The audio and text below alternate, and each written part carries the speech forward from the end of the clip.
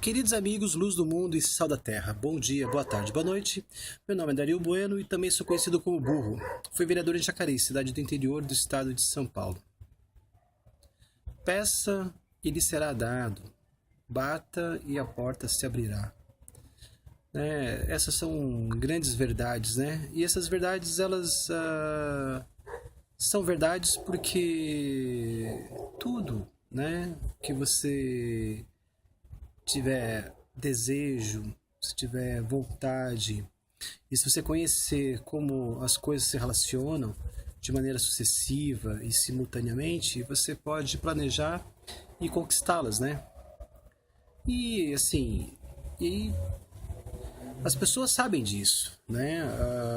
Quem consegue fazer um projeto e ter a visualização toda desse projeto, né, consegue dar um passo de cada vez e estar cada vez mais próximo dos seus objetivos de atingir as suas metas, né? Isso é uma verdade para a indústria, isso é uma verdade para as empresas, para os comércios, para as colonizações, para tudo que tem uma organização em que haja a colaboração, né, de outras pessoas com os seus talentos e habilidades, né? Seja de maneira espontânea e voluntária, ou seja coagido, né? De várias formas, né? Pressionados de todos os jeitos, né?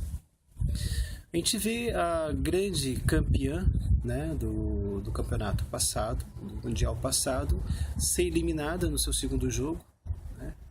Então a grande campeã, ela já não é mais uma ameaça nem para o Brasil e muito menos para todos os outros países que estão participando da Copa do Mundo aqui, né? E assim, é interessante a gente ver isso, porque quando a gente vê as folhas da figueira, né, se esverdeando, quando a gente vê os brotos da figueira, a gente sabe que está chegando o verão, né? Porque algumas coisas são previsíveis, porque Deus é transparente, Deus criou a sua obra e deu condições para que o ser humano pudesse apreciar essas leis, né? E também se antecipar alguns fatos para a sua própria defesa e para a glória de Deus, né? Quem acha que ciência e evangelho são coisas excludentes, são coisas contrárias, né? Está redondamente enganado, né? Os fariseus querem que a gente acredite nisso, né? Para quê? Porque enquanto a gente se acomoda esperando as coisas acontecerem, né, em contato apenas com os grãos de areias que são oferecidos, né, eles têm a visão inteira do projeto, né, e não querem permitir, ou querem inibir, ou querem intimidar, né, todos os outros de darem como contrapartida o seu grão de mostarda, né, que é a fé. Né, que é essa capacidade de pensar, que nos liberta, essa capacidade de observar, de orar e vigiar, e ter inspiração do Espírito Santo para que a gente também possa, né, interferir, né, nesse todo do projeto, quando a gente percebe que esse projeto ele só beneficia os fariseus, só alguns grupos que querem concentrar poder e prejudicam todos os demais, né? Então, assim, a grande campeã do campeonato passado está eliminada, né?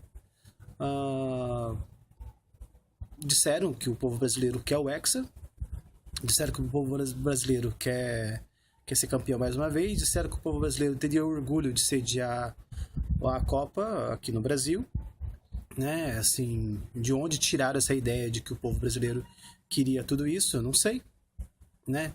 Mas isso foi determinado como um desejo do brasileiro e o governo benévolo, né, atende isso, né? E não atende só realizando o evento, mas atende também, né, de uma certa maneira participando nos resultados dos jogos, né? Aí você vê o quanto era previsível, né, a Espanha ser eliminada. Bom, nós não tínhamos como saber, porque nós só tínhamos acesso aos grãos de areia. Mas quem organiza o evento tem acesso ao planejamento completo, né? Aí as justificativas, né? A Espanha estava com uma seleção envelhecida, né? A Espanha não renovou a sua tática, a sua maneira de jogar, né? E, bom, isso permitiu que todas as outras seleções estudassem os seus movimentos e pudessem interceptar os seus movimentos, né? Por que que uma seleção que foi vitoriosa num campeonato não tem competência para ser vitoriosa no próximo? Como ela não tem competência para inovar, como ela não tem competência, se não ser campeã novamente, mas pelo menos ter uma participação, como se diz, mais ilustre, mais célebre, né? E a gente começa a, né, ver essas coisas, né? Depois a gente vê que a Espanha, a seleção espanhola, foi criticada pela própria imprensa espanhola de que ia ter jogos em climas, né, de temperaturas altas, lugares de alta temperatura, e foi fazer a sua adaptação no país, em Curitiba, que é uma cidade que a gente sabe que tem temperaturas baixas, né? Então, para quê? Assim, um dos maiores colonizadores, né, que financiou as navegações, né, tem o seu idioma falado do México até a Terra do Fogo, não conhece o continente que eles dominaram, não conhece geografia, não conhece clima, não conhece temperatura, não conhece como é o bem-estar, como se diz, a capacidade de realização do corpo humano, né? Uma minoria que conseguiu subjugar uma maioria de nativos, né? Então é incoerente, né? Como que um país que teve toda essa performance no passado, né, não teria uma performance num evento esportivo, né? O conhecimento é o mesmo, né? E depois a gente começa a entender toda a celeuma, né, de ter um brasileiro na seleção. Esse jogador brasileiro optou por jogar pela seleção espanhola. Ele foi hostilizado pela torcida brasileira, obviamente, né? Aí tem quem acha que a Copa é um evento esportivo unicamente isolado, se engana, porque desperta rancores de nacionalidades, desperta rancores, né, de todas as naturezas, né? E a gente vê esse rancor manifesta, essa mágoa manifesta, e com toda a legitimidade pela torcida brasileira, né? Vaiando, né, a seleção espanhola por todos os lugares onde ela passou, né? Por conta do jogador brasileiro que estava jogando na seleção espanhola, né? E engraçado porque esse sentimento só teve com a Espanha, não teve com a Croácia. A Croácia também tem jogadores brasileiros, outras seleções também têm jogadores brasileiros, e a torcida brasileira ela não se comporta dessa mesma maneira, né? Mas por quê? Porque a CBF, anteriormente, né, fez um cabo de guerra para convocar esse mesmo jogador que está na seleção espanhola para jogar na seleção brasileira. E ele fez a opção, né, não sei se voluntária ou não, né, de jogar na seleção espanhola, né? E isso acabou acontecendo o que aconteceu, né? Toda a simpatia que a seleção espanhola, a atual campeã do mundo, poderia ter, da torcida anfitriã, né, não teve, né? E vamos acompanhar os próximos jogos, né? Porque Croácia e Camarões, né?